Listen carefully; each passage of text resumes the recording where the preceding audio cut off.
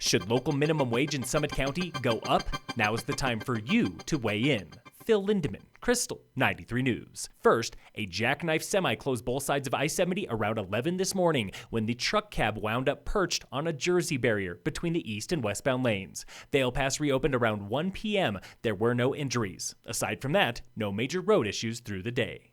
The snow might be fresh, but weekend traffic continues to dip on I-70, hitting 100,000 vehicles this past weekend, Friday through Sunday, 12,000 fewer cars than the previous weekend for one of the lowest totals of the year. Daily average was 33,341 vehicles this weekend, 12% higher than October last year, but 44% lower than the summer average.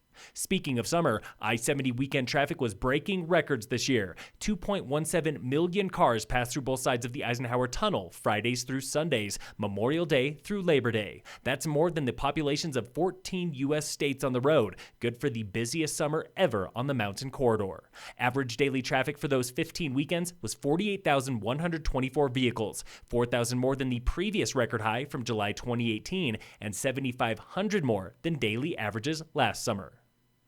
Colorado's minimum wage jumps to $12 January 1st, and local officials have been meeting with business owners to decide if Summit County should set a higher minimum wage. But one big piece is missing. County Manager Scott Vargo. We're still missing the folks from the local workforce. Last Friday, the county released a minimum wage survey for employees working full-time or part-time in Summit, with questions about where you live, what you do, how many jobs you hold, and what you get paid. That survey is anonymous and takes about 15 minutes. Officials use your answers to decide if a higher minimum wage is right for Summit. Find the survey online now through the Krystal 93 Facebook page. That's Krystal with a K.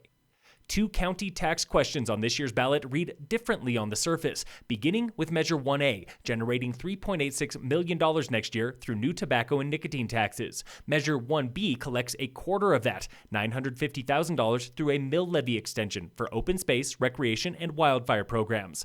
But the two have one thing in common, a clause that sidesteps the Colorado Taxpayer Bill of Rights, or TABOR, and that could eat into your refund. Policy analyst Catherine Lawhead with the Tax Foundation of Washington, D.C. A lot of money is on the line for taxpayers, and they would have to be deciding this year whether they want to continue receiving those refunds that they're entitled to, or if they want the state to keep it from here on out. Lawhead calls TABOR the golden standard of tax amendments and the most comprehensive in the U.S. It largely exists to require voter permission before raising tax rates, creating new taxes, or raising more tax revenue. So why do both questions try to sidestep TABOR, a tactic named debrucing? County Commissioner Thomas Davidson. We don't actually sidestep TABOR if we ask someone to impose a tax that continues on an ongoing basis. TABOR doesn't have anything in it that requires a question to stop at some point in time. That makes it easier for governments to plan ahead and fund programs far into the future.